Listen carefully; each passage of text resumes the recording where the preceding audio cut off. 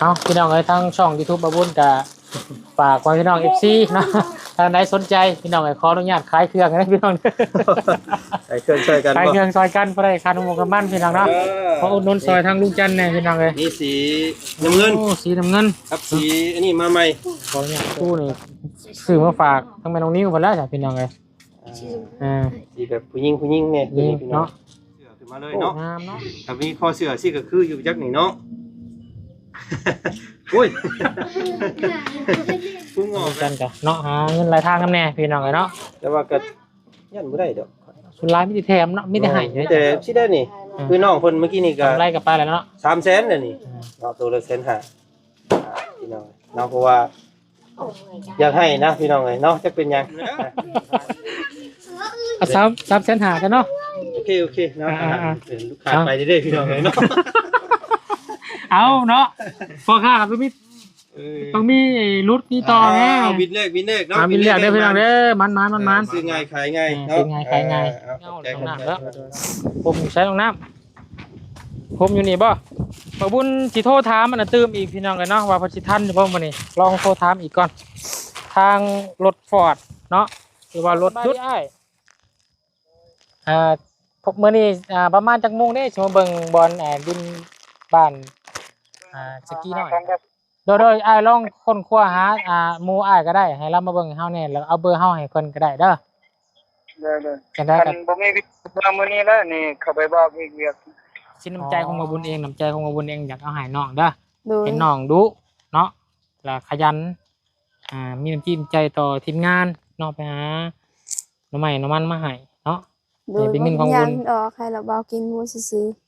แต่นี่เงินของนาบ่าวเป็นน้ำใจของนาบ่าวเอาให้น้องเด้อ ๆโดย เอาเงินนี้ไปซื้อหยัง ให้แม่ ให้แม่ โดย อืม ยำเรียกยำแม่ให้แม่ ซื้อข้าวกิน ซื้อปิ้งนัวซื้อละมัน ให้พอไปให้ อืม อาเมียนให้แม่ซื้อข้าวแน่ อืม ยำเรียกอยากมีเฮือนคือหมูดิ อืม อาเมียนไว้ พอได้เก็บสะสมเล็กหน่อยพอได้ซื้อทรงซื้อเสาเนาะ โดยทางละเบาให้ทำงานให้อาเมียนให้แม่ทางผู้ใหญ่ซีดี อืม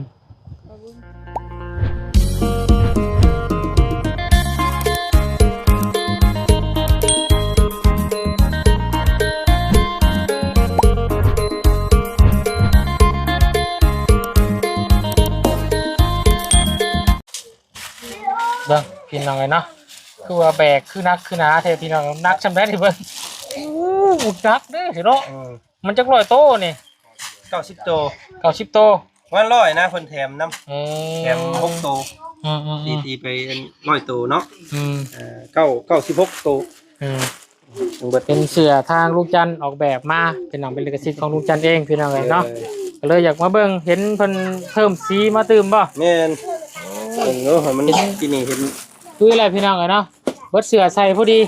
เนาะสิซื้อมารอบนี้มารอบก่อนลุงจันทร์ก็ให้ใส่น้ำแน่เนาะแล้วก็มีทางแม่เพิ่นก็ซื้อฝากกระบุญน้ำแน่เนาะแล้วก็มารอบนี้บุญก็สิอุดหนุนซอยลุงพี่น้องเนาะเพราะว่าเพิ่นก็ออกแบบมานี่ก็ต้องใส่งบประมาณเนาะประจักค่าออกแบบประจักค่าน้ำหมกน้ำมันเนาะพี่น้องเอ้ย เอาสบายดีพี่น้องกันเด้อสบายดีกันเบิดทุกคนพี่น้องเอ้ย สบายดีเนาะพี่น้องเนาะ ใช้ คิดว่าของฝากน้องไม้ บ่ บ่แม่นพี่น้องเอ้ยเนาะเป็นเสื้อของเบาจันเอง อ่า เบิ่ง เฮ้ยนี่แหละนี่สีที่มักนี่ ก็จะเอาแขนสั้นหรือแขนยาว แขนยาว มีแขนยาวเลยเนาะ เพราะว่าช่วงนี้นี่แขนยาวอย่างเดียว เด้อ โอ้แขนยาวอยู่พี่ก่อน ตัวนี้ที่เป็นตัวคนแถม คนมี2บักเนาะเห็นบ่ เด้อ มี2บัก2นะเพียงแขนยาวตัวนี้ทำแม่นแล้วเอาพี่น้องเอ้ยทางช่อง YouTube บาบุญก็ฝากไว้พี่น้อง FC เนาะถ้าใครสนใจพี่น้องขออนุญาตขายเครื่องนะพี่น้อง ใส่เครื่องช่วยกัน ขาย บ่ เครื่องซอยกันบ่ได้ค่าน้ำมันกับมันพี่น้องเนาะขออุดหนุนซอยทางลุงจันทร์แน่พี่น้องเอ้ย นี่สีน้ำเงิน โอ้สีน้ำเงิน ครับสีอันนี้มาใหม่ ขออนุญาตเปิดมันก่อน สีชมพูแบบหวานๆพี่น้องโอ้ โอ้เอลพอดี ชัว À, สีชมพูเนาะ สีชมพูนี่ซื้อมาฝากทั้งแม่น้องนิ้วคนแล้วจ้ะพี่น้องเลย สีแบบผู้หญิงเนี่ยตัว นี่ นี้พี่น้อง เนาะ โอ้ งามเนาะโอ้ คืออยู่บ่ คักแต่พี่น้องสีใหม่ออกใหม่ เบิ่งเอาทางไหนยังบ่ได้เช็คเบิ่งช้ำได้นี่พี่น้องเนาะมันตรงปงตรงปกอยู่บ่โอ้งามเนาะ งามงาม บอกงามเอาเองนี่เลย เอาลิเอาว่าน้องไม้ฮะอ๋อ สีชมพูเป็นแขนยาว อืม เนาะเป็นแขนยาวเพราะว่าเฮ็ดแต่แขนยาวชมพูกับผมเนาะเฮ็ดสันบ่ได้เฮ็ดเนาะเพราะว่างบเบิดก่อนพี่น้องเอ้ยเบิดเงินก่อนก็เลย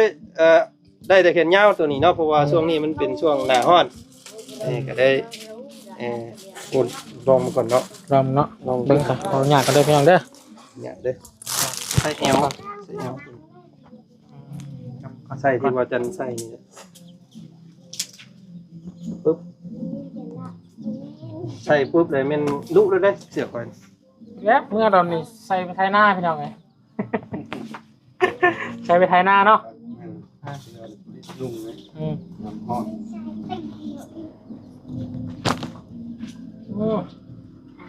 โอ้เราเอ็ดเราคอเสือขึ้นมาเลยเนาะถ้ามีคอเสือสิก็คืออยู่จักนี่เนาะ อุ้ย พุ่งออกเลยทั้งในอันนี้สี ได้พี่น้องไง เบิ้งหันโอ้เนาะดีฮัดจริงๆของเจ้าเนาะเป็นนี่ได้พี่น้องไอ้สีสองสีนี่เนาะสีมาใหม่ มาใหม่เนาะ งามเอากันอยู่บ่คืออยู่บ่เนาะคอมเมนต์มาติมาเตือนได้เด้อพี่น้องเด้อเนาะอันนี้เฮ็ดมาก็บ่ได้หลายตัวนี้ก็เนาะใส่ละห้านี่ก็ใส่ละห้า พร้อมคอมเมนต์มาแล้วถึกใจแล้วก็ฝากซื้อฝากยังได้เด้อพี่น้องเด้อ ฝากเครื่องนำบ่ล่ะพี่น้องกันเนาะเพราะว่านอกจากบ่ตีไผพี่น้องเนาะเฮาก็ค้าขายได้ถ้าว่าเฮ็ดได้ละดีแหละพี่น้องเนาะพอได้ซอยค่าน้ำมันค่าน้ำมันลูกทางนึงกันก็เนาะหาเงินรายทางนำแน่พี่น้องเนาะ แต่ว่าก็ยันบ่ได้ดอก สุดท้ายมีแต่แถมเนาะมีแต่ให้ แต่สิได้นี่คือน้องเพิ่นเมื่อกี้นี่ก็ กำไรกับป้าแล้วเนาะ 300,000น่ะนี่เนาะตัวละ150,000พี่น้องเนาะเพราะว่าอยากให้นะพี่น้องเอ้ยเนาะจะเป็นหยังทางบ่จันก็ได้ค้าขายอยู่ในเฮือนคือกัน แถมน้ำบ่ ในเฮือนนี่ก็เพิ่นมาซื้อน้ำเล็กน้ำน้อยก็ฮุบไปน้ำน้ำมันหลุดบ่ได้กำไรเนาะ บางบุญก็จมบ่เสื้อผ้าเบิดอยู่ให้เราซื้อซอยแล้ว เนาะ วุฒิบรรป้า เอาให้เราเลยมื้อนั้นตัวนึงเนาะมื้อนี้ต้องชื่อได้มื้อนี้เนาะ มาเด้อมาเด้อมาเด้อ แม่ เด้อมาเด้อมาเด้อ เสื้อ เสื้อผ้าเด้อ ผ้า มาใหม่เด้อ เสื้องามๆผ้าดีๆนี่ ผ้าดีงามใส่เย็นๆน่ะใส่แล้ว ใส่แล้วเรียบดำนี่ ใจสบายเนี่ยโอ้ยเนาะ ใส่แล้วงามได้นี่เรียบดำนี่ ใช้น้องท่าน้องมาพี่ลูกหล่ะมาให้ทั้งปลาลุงคนเบิ่งน่ะเบิ่งอ่ะจะใส่เสื้อเบาจันน่ะโอ้ยเด้พี่น้องเอ้ย มันโดดสีอ่ำๆเข้ากันกับมันน้องเพิ่นโดดเนาะ สบายดีปลาลุงแน่นี่คนเล็กมากเลยพี่น้องคือว่าจมมาเบิดเสือใส่อยู่ว่าซั่น เวลา ตัวละ180 บ่มีเงินชื่อแล้ว อ้าว มาไก่ยังใช้กันชื่อเชื่ออยู่ ช่วยกันดีกว่า บ่นะ รับสนุนช่วยดีกว่า ข่อยนุ้นได้2ตัวนี่ใช้เอาสีชมพูขอนำเด้อ เอาสีชมพูพร้อมบ่ นั่น ผมก่อนเอาใส่หยัง เบอร์ L เบอร์ L เนาะ ต้องให้น้องนิ้วจังทำไมเพิ่นเลือกเอาบัดล่ะ เบอร์ L แล้วมันใหญ่กว่าเด้อ เบอร์ L งามบ่งามเนาะ 180,000 2ตัวกับ360,500 กว่าบาทพี่น้องเอ้ย อีก L เบอร์ยังไงฮะเบอร์ เบอร์ M เราใส่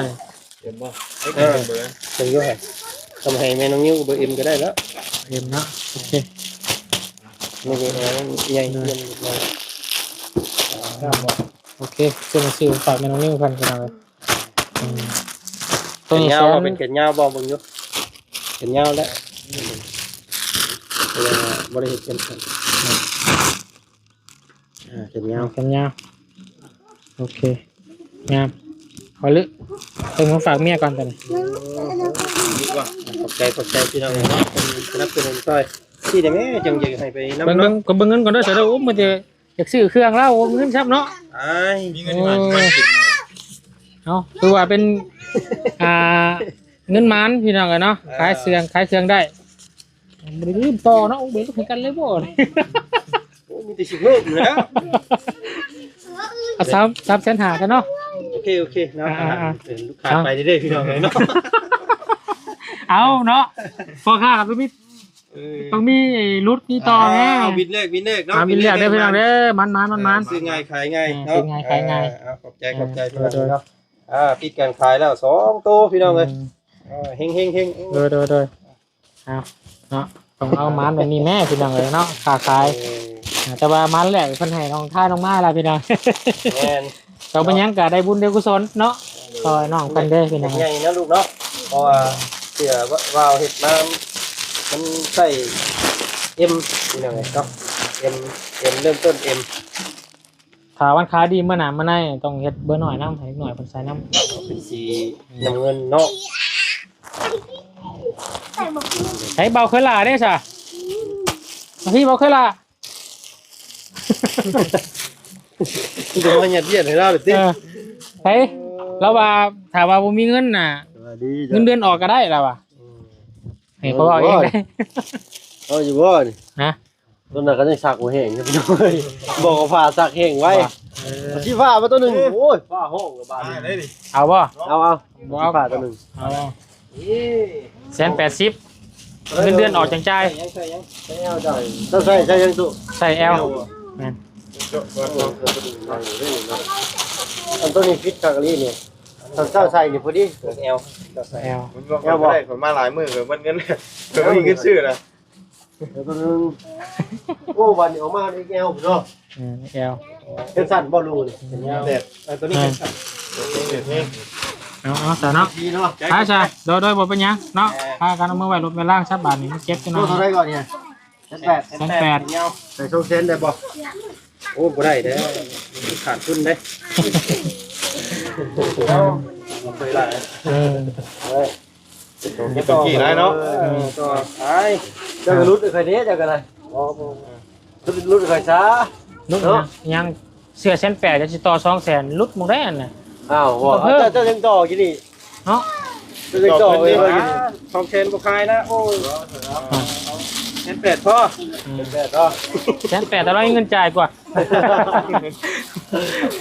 ต่อยอดที่ใกล้ใหม่บ่ ขาดขนาดเส้นแพงที่นี่แล้วพี่น้องเอ้ย โอ้ พุ่นแหละแต่ว่าเงินเดือนบ่ออกบ่ได้จะได้ก็ข้าวเขียว เขาเกี่ยวก่อน ข้าวเขียว แล้วรุ่น ได้เขาเกี่ยวบ่ ได้ เบิ่งนี่เขาเกี่ยวอยู่ ได้นับหนึ่งน้ำได้น่ะ อืม ได้เพิ่งจะลองกันรู้จักเดี๋ยวเราใส่ด้วยเท่ได้พี่น้อง คนมันเท่เนาะ บอกนี่ว่าเป็น มันเท่เลย อะไรเท่พี่เจ้าบ่รู้จัก เสือต้นละ180เด้อ150ก็มีพี่น้องเอ้ยเนาะเส้นสั้น เป็น5เส้นสั้นเส้นยาวเส้นแปด เงา180เด้อพี่น้องเด้ออ่า เป็นส่งลงมาเซโปนเลยพี่น้องเลย ขายได้ขายเบิดขายมาบ่ทันเบิดก่อนได้พี่น้องเอ้ย งามบ่น้องน่ะ เลยพี่น้อง สีชมพู โอ้โนขาใครถูก ชื่อซอยนี่น้องน้ำชื่อซอยนี่ คืออยู่บ่น้องน้ำน้ำเนาะ ฮะ ยิงเงินหาพันกี่นึง เอาบ่ซื้อได้ บ่ชื่อถ่าเอาของอันนั้นแล้วเปล่าตอนนั้นเด้แล้วว่ายัง20,000วิวแล้วเราสิแจ้งอีกเด้ ฮอดแล้วบ่ ว่าจ่ายอีก นี่อยากเอาฟรีเลยเนาะ เอาเลยตามสัญญาได้ก่อน เด้อแบบนี้ไอ้ครับแบบนี้เนาะ เออ ป้าจะบ่ชื่อเรียดอกเนาะชื่อเรียเราชื่อได้แล้วท่วมขึ้นเลยพี่น้อง เอ เนาะ อ ไปจำนี่ก็ยังตัวนี้น่ะ อืม แรงกันบ่มีสัญญาเลยเจ้าวันนี้ 7 บาทนี่เด้อขอบ่พูดน้ำเด้อตอนนี้ ร้อยจะเอาไปเบิ่งโน้ตในคลิป เอาบ่ได้ฟังได้นี่ ต้อ เนาะ งถามหมู่หลายคนก่อนเนาะเพียงเดียวนี่ บ่ได้เนาะ ต้องหลายคนมันมีหลายคนในหมู่น่ะ เดี๋ยวก่อนไล่ให้เบิ่งน้องเด้อพี่น้องเด้อ มีหลายช่ำเนาะ โอ้ไล่เท่าไหร่บ่ได้ น้องน้องน้ำน้องเทนน้องจันน้อง เออ เบาลาวเบาเชียงหลายช่ำ เป็นละ เบา เชียงรายอีก บ่ได้ชิงรายก็อยู่รวมนั้นหมดเลยเนาะ ครบได้หมดนะไปชิป เบิ่งกันมีสัญญาณเบิ่งได้อีกว่านี่เบิ่ง วงกันพอได้ให้ผมเบิ่งเนี่ย เออ โอ้ โอ้เบิ่งไรครับ เราจะเมื่อวันรถใช่ปะอ่า เอาขอบใจหลายๆเด้อบินแรกให้มาเด้อเนาะ ขอบใจอุดหนุนพี่น้องเลยอุดหนุนสาวจันทร์ขอให้ผู้ใดใครมาเนาะใช่เบิ่งทางน้องคนก่อนพี่น้องโอ้ยพี่น้องเลยงามหลายออลึเนาะ มันอย่างใหญ่แน่เนาะ อยากใหญ่ตอนน้องเพิ่นนี่พอดีอยู่แต่ว่าน้องท่านี่อยากน้อย ใส่แบบทรงเอ ช่องเอ เอาเสื้อตรงในออกสิโอเคอยู่ อืม ได้อยู่ซั่น เอาได้ให้น้องเพิ่นอาบน้ำอาบท่าจังใส่ให้เบิ่งใหม่อีกเนาะ โดย โอเคมาหากินข้าวกินน้ำแล้วลูกเด้อ หากินข้าวกินน้ำเด้อ เนาะป้าลุงเพิ่นก็ว่าเห็นข่อยใส่แต่เสื้อตัวเก่า อืม เพิ่นว่าได้บัดได้ตัวนี้มาบัดแห่งงามอยู่ใส่แต่ตัวนี้ช้ามือเว้ยเนาะ อืม แล้วกัน ให้น้ำให้ซื้อหลายตัวไว้ ปาโตบ่ เออ โอ้ยเนาะมันก็ได้เลย ไป ถ้ามาวนช่วงเลยก็ โดยไป จะบ่รอดใครหรอก เออโอ้ยพี่น้องเอ้ย จะว่า ใช้น้องหล่าเนาะห้องเช่าอันนี้ไปหาบ่วุ่นไปหาอยู่คนบ่เห็นเนาะ ไปหาหน่อไม้ อ๋อไปหาหน่อไม้ โดยไปหาหน่อไม้ให้ทีมงานกิน หาหน่อไม้ทีมงานกินอีกแหละ โดย โอ้ยพี่น้องเนาะเกี่ยวไปหาแต่หน่อไม้เมื่อยแล้วตากแดดตากนาย โดย ฮะ ยังบ่กินข้าว ยังบ่ได้กินบ่ตอนเช้ามานี่ โดย ผมเมื่อยบ่ ยังบ่เหนื่อยยังบ่หิวข้าว ยังบ่หิวข้าว โดย พี่น้องเอ้ยโอ้ยเอ้าน้องหล่าเด้จ้ะหิวแล้วบ่ หิว แต่ละมื้อน่ะกินข้าวกับหยังโอ้ถามอีกเทื่อนึงเลย กินกับหน่อไม้ กินข้าวหน่อไม้ โดย นอกจากนั้นน้องอยากกินหยังนอกจากหน่อไม้นี่มีแนวอยากกินบ่ บ่มีกินแต่ผัก แบบเจ้าคิดอยากหยังนอกจากแบบเป็นอาหารเจ้าคิดอยากหยัง อยากกินไก่ อยากกินไก่ โดย อืม ในเมื่อวานนี้ไปสอนปลา อืม พอกิน โอ้ยเนาะเอาพี่มาแล้วพี่วะมาทางพี่ไว้มันมีเสียงเพลงสอกออกมาพี่น้องเลยเอาพี่น้องน้ำจับไอ้กล้องให้นาเบาเนี่ยอ่ะพี่น้องเลยพี่มาพี่คุณกะคิดเห็นใจน้องเพิ่นพี่น้องเลยเนาะจักสิว่าจังใดอยู่บอนได้ดีแหละพี่น้องเลย พอแล้วก็กลับจะตะลึงพักนี่ก็ ดูมีผมมีเงาเลยน้องน้ำแล้วผมอยู่ใช้น้องน้ำผมอยู่นี่บ่โอ้ยอยู่ไหนแล้วเนาะบนปลายแล้วพี่ยินได้กันนะบ้าพี่ยินหลายมาอยู่พี่มันแดดมาอยู่พี่อย่าอยู่กลางกันละเอาแกอยู่หันแล้ววันแย่คนนี้แหละพี่น้องเลยแจ้งอยู่บ้านน้องละแจ้งว่าได้บ่อยู่พุ่นบ่ถ้าชายพี่น้องก็พี่มายางมาเบิ่งวิวทิวทัศน์ยางเบิ่งวิวทิวทัศน์เลยเนาะขอบุญสิโทรถามมันตื่มอีกพี่น้องกันเนาะว่าพอสิทันอยู่บ่มื้อนี้ลองโทรถามอีกก่อนทางรถฟอร์ดเนาะหรือว่ารถดุดหรือว่ารถแท็กเตอร์พี่น้องเอ้ยฮะเดี๋ยวอันนั้นบ่าวสิโทรถามอีกก่อน ไม่จัวกันที่กลับกุตระอีหละไอ้นี่ก็เลยอ่ะ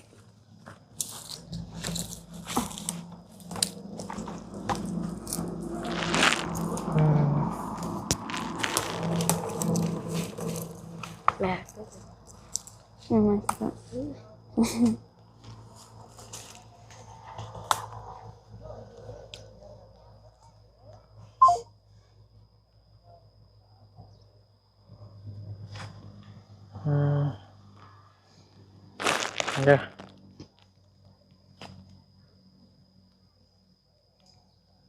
มาทำก่อน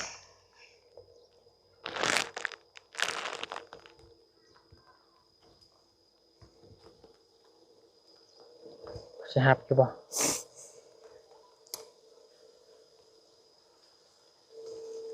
นี่โทรแล้วนะงั้นมีกันอะไรเนาะ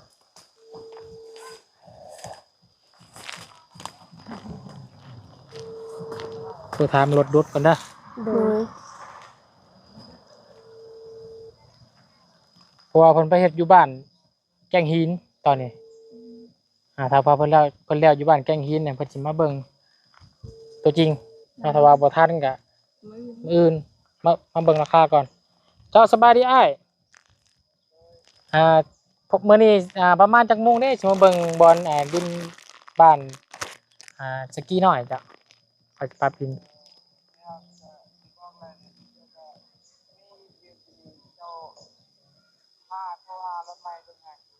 อ๋อยังมีเวียกอีกอยู่อ้ายพ่อสิมีเบอร์แนะนำให้เฮาบ่เฮาว่าเฮาบ่มีเบอร์อื่นนี่นะ เบิ่งหากันแบบ โดยอ้ายลองค้นคว้าหาหมู่อ้ายก็ได้ให้เรามาเบิ่งให้เฮาแน่แล้วเอาเบอร์เฮาให้เพิ่นก็ได้เด้อ เด้อ จังได๋ กั ก็ นบ่มีเมื่อมื้อนี้แล้วนี่เขาไปบอกอีกเวียก อ๋อก็เลยเฮ็ดต่ออีก มาลายแล้ว อืมโดย ไปหมดน้ำกันจังมือ จะได้รบกวนหาคันอื่นให้เฮาแน่เด้อ โดย ก็ขอบใจหลายๆเด้อ โดย โดยโทรหาใหม่โดย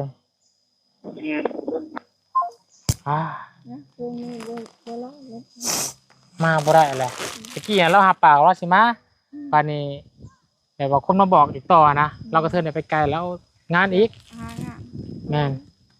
นั่นบ่มาเลยเฮารถใหม่ไปหาอยู่ใช้ปากเดียวเลย อยู่บ้านดงบ่มี ไปหาอะไรอยู่บันดงคุณไปถามกับเพิ่นเมื่อบ้านแหละ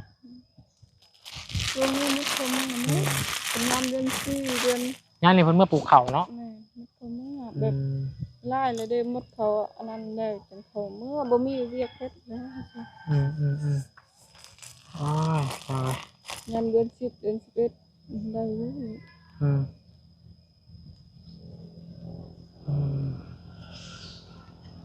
กินได้ฉบับนี่เนาะเดี๋ยวจังว่ากันสิไปหาพยายามหาให้น้องกันเป็นยังไงเพราะว่าถ้าท่านมื้อนี้ก็สิดุดมื้อนี้ถ้าบ่ท่านมื้อนี้ก็เพิ่นมาเบิ่งมื้ออื่นก็ดุดมื้ออื่นนะแล้วก็จังสิพากันเมื่อเพราะว่าซุมอ้ายสิพากันกลับมื้ออื่นนะอีกประมาณจัก 2-3 มื้อแล้วบ่าวสิขึ้นมาอีกมาหาใหม่เด้อ โดย อืม บืนไปหาให้ระเบาหน่อไม้ ไปหาหน่อไม้หาอีกเนาะ โดย ถ้ามันยากแล้วมันแบบมันหายากมันยังก็บ่ลำบากเลยน้องยันระบ่าวยันน้องลำบาก บ่เป็นหยังดอกบ่เป็นหยังให้ระเบากินม่วนซื่อ อืม ๆหาได้ไปกับน้องทาย2คน อืม อื่น จักโมงไปแต่เช้าบ่ ๆไปแต่6โมง อ๋อจักโมงมาบัดนี้ ไป6ดิ ไป6โมงมาเนี่ยช่วงกินข้าวเพลนพุ่นแหละเนาะ โดย ประมาณ9โมง10โมงก็มาเนาะ โดย อืมมีแต่ฟังเบิ่งเนาะเอาบุญหารถได้ก่อนเนาะแล้วก็สินัดเพิ่นประมาณนั่นแหละเนาะให้มาเบิ่งนํกันเนาะแต่ว่ารถดุดเพิ่นสินัดมื้ออื่นมากก็สินัดเพิ่นประมาณ9โมง10โมงเนาะ โดย ให้น้องเบิ่งรถดุดไถดินของเจ้าเองนํกันเด้อ โดย ไปก็บ่ได้ก็มาโลดเนาะบ่เป็นหยังเนาะ โดย เบิ่งใส่พี่น้องเอ้ยเนาะบุญมาหาน้องแต่ละเทื่อก็ยังบ่เฮ็ดเอาเงินให้น้องเพิ่นจักเทื่อพี่น้องเอ้ยเนาะอันนี้เป็นเงินของบ่บุญเองเด้อ โดย เป็นแบบสินน้ำใจของบ่บุญเองน้ำใจของบ่บุญเองอยากเอาให้น้องเด้อ โดย เป็นน้องดุเนาะแล้วขยันมีน้ำจิ้มใจต่อทีมงานเนาะไปหาหน่อไม้หน่อมันมาให้เนาะ โดย เป็นเงินของบุญ ยังดอกให้ระเบากินม่วนซื่อ แต่นี่เงินของนาบ่าวเป็นน้ำใจของนาบ่าวเอาให้น้องเด้อ ๆโดย อ่ะ ขอบใจเด้อทางระเบา โดยคนละ50,000เด้อเอาน้อง ขอบ ทาย ใจเด้อระเบา เลย เอาเงินนี้ไปซื้อหยัง ให้แม่ ให้แม่ โดย อืม ยำเรียกยำแม่ให้แม่ ซื้อข้าวกิน ซื้อปิ้งนัวซื้อละมัน ให้พอไปให้ อืม อาเมียนให้แม่ซื้อข้าวแน่ อืม ยำเรียกอยากมีเฮือนคือหมู่เดิ อืม อาเมียนไว้ พอได้เก็บสะสมเล็กหน่อยพอได้ซื้อทรงซื้อเสาเนาะ โดยทางระเบาให้ทำงานให้อาเมียนให้แม่ทางผู้ใหญ่ใจดี อืมเพิ่นนั่นโทรมากระเบื้องแล้วนี่กระโลน้องสอนสบายดีเอ้ย ฮัลโหล โดย อะไรอยู่แถวได้เจ้าซื้อค่ะ เซทม่วง แถวตลาดเนาะ บ่ได้ใกล้ตลาดมาใกล้เติบเด้อเอ้ยมันสิ ใกล้ สัง ใกล้สมุทรไปเนาะ สังเกตอยู่ขวามือเด้อห้านใหญ่ๆดอกซื้อว่าห้านอุทุมพรก่อสร้าง ตุพรก่อสร้าง โดย โอเคโเค บอกว่าซุ่มยูทูบเบอร์มาซื้อน่ะ16แก๊สนั่นละฮู้อยู่ดอก เออ โดยกำลังมาบ่เอ้ย ฮอดเช็ดก่อนเลย ขอโดยสังเกตอยู่ขวามือเด้อห่านใหญ่ๆหั่นแหละ โดยขอบใจฝากทั้งสร้างพี่น้องกันเนาะสร้างแหล่เพิ่นมาจากสวรรค์สื่อกะโลมาให้น้องซ้อนที่มันยังบ่พอ2แก๊สเนาะมันจะไปเบิ่งนํกันเนาะ โดย ไปซะนะบ่าวสิเดินทางไปทางอื่นก่อนเด้อ โดย ไปหาเบิ่งรถเบิ่งล่างให้เจ้าก่อนเนาะ โดย จักสีได้บ่ได้พี่น้องเอ้ยถ้าว่าได้รถมาแล้วเพิ่นเว้าแพงเกินงบเฮาก็บ่ได้อีกพี่น้องเนาะงบน้ำบุญตอนนี้มีแต่อาวุธวันป่าเนาะ 4,900 เนาะตกอยู่ประมาณ2ล้านกว่าๆเกือบ3ล้านพุ่นแหละพี่น้องเอ้ยเนาะแต่ว่าดินในตอนนี้เพิ่นสามารถเฮ็ดได้ประมาณ2ล้าน5หรือ3ล้านก็สิเฮ็ดพี่น้องเนาะเพราะมันก็ใหญ่สมควรเติบอยู่ได้เนาะแต่ว่าผมคิดว่าประมาณ2ล้านนี่ก็ได้แล้วที่ทำนี่เนาะน้องนำเนาะจะว่าบ่ ตอนเป็นบิดเขามาเดือน10นั้นเขามาได้ล้านหนึง อันหนึง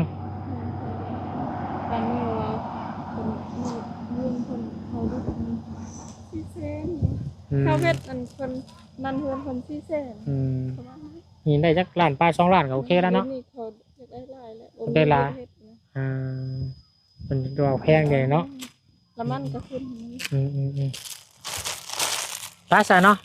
ลาพี่ละน้องก่อนบัดนี้ลาปลาลุงก่อนพี่น้องไปหากินข้าวกินน้ำแล้วจะไปหารถหาล่างก่อนเนาะ โดย สบายดีปลาลุงแน่ สวัสดีพาลุง โดย โชคดีมีแห้งเด้อให้ร่ำให้รวยให้สุขภาพแข็งแรงไปสิ่งใดมีแต่โชคดีให้อายุยืนนอนได้เงินตื่นได้เงินแชร์กับใจทางเบาเชียงกับบ่าวบุญสารวันนี่เด้อทางบ่าวจันทร์กับใจลีเด้อทางทีมงานมาแวะน้องตลอดเด้อกับใจเด้อ ขอบใจคือการสู้ๆเด้อ โดย ซุมอ้ายเข้ามานี่ก็บ่ได้หวังหยังผู้ใหญ่เพิ่นก็ใจบุญที่ซอยเจ้าเพิ่นก็บ่ได้หวังหยังจากเจ้า โดย หวังแต่อยากให้เจ้ามีอยู่มีกินเนาะ โดย มีอาชีพเฮ็ดเนาะแล้วก็มีความรู้มันในตัวของเจ้ามีอยู่แล้วเนาะก็เฮ็ดให้แบบนี้กันต่อไปลูกเด้อ โดย เพิ่นต้องการแค่นี้แหละเนาะ โดย บ่ได้ต้องการบุญคุณอีหยังหรอกมีแต่ว่าอยากให้เจ้ามีอยู่มีกินเท่านั้นเด้อ โดย สู้ๆต่อไปเนาะ โดย เอาสบายดีเด้อสิพี่น้องเด้อบ่ สบายดี ทุกคนพบกันคลิปหน้าเนาะบ๊ายบายพี่น้อง